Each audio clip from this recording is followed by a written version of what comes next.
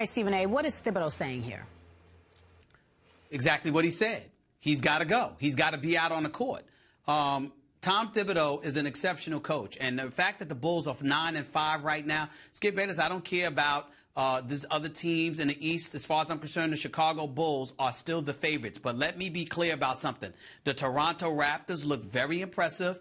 And the Washington Wizards, keep your eyes on them, Skip Bayless, with Nene and Morton Gortat on that front line with the acquisition of Paul Pierce, who is huge, a champion and a future Hall of Famer and a leader, with John Wall and Bradley Beal, who is the closest thing to an Allen Houston that I have seen. Let me tell you something. The Washington Wizards are coming.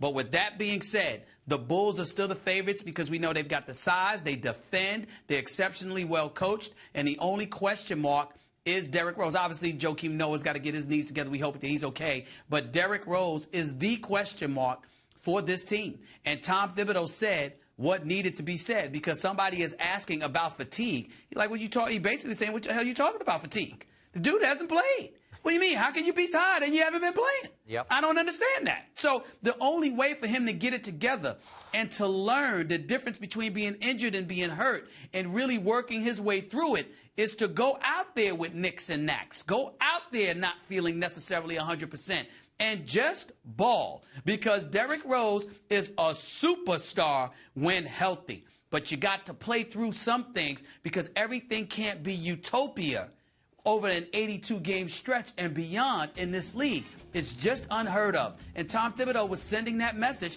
and he was right to do so. I'm with you on this one.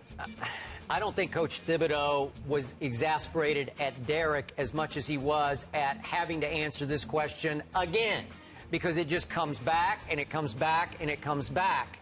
And he basically is saying, I just need him to play.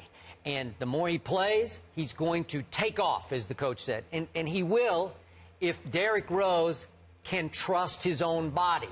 This is where I disagreed with your preseason pick. Although I must tell you, there are some nights I watch the Bulls without Derrick Rose.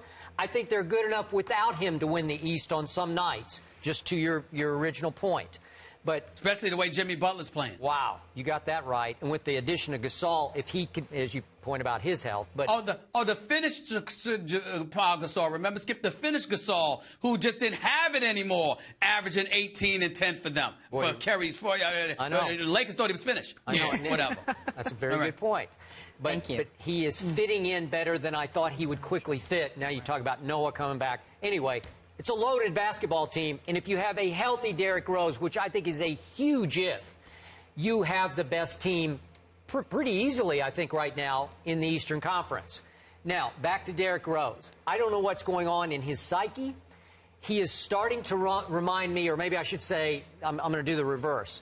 Robert Griffin III is reminding me of Derrick Rose in that I think both of these young, sensational athletes after major injuries don't completely trust their body anymore. They're not sure about it.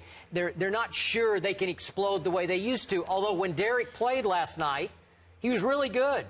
18 points and 5 assists in about 24 and a half minutes. Made 3 threes. So when I've seen the flashes of him, he looks like the old Derrick Rose. But as you know and I know, can you really trust his health going forward? I don't know, because I'm not sure in his psyche if he trusts his health. Is that fair to say? I think that's fair to say. I mean, listen, the issue has been his health. I certainly would never accuse him of faking injuries or anything like that. I know he wants to play. I know he wishes he was out there playing. I know all of that stuff. But, again, you know some of the things that he said. You just can't say some of those things because you give the impression that basketball is not the priority that it needs to be when those words come oozing out of your mouth. And I think that was a mistake on his part. But the biggest issue that he has, Skip, you can get to a point where you're on the court petrified of being hurt as opposed to just playing. And I think that that's what Tom Thibodeau was talking about. This is just me. I will be shocked if Derrick Rose is able to stay healthy the rest of the year. And I hope I'm wrong about that for his sake, but I will be shocked. I'm praying that he does, because if he does, Chicago's coming out of the East. All right, we wish him well, obviously. And look, coming up after the break, the Yankees are in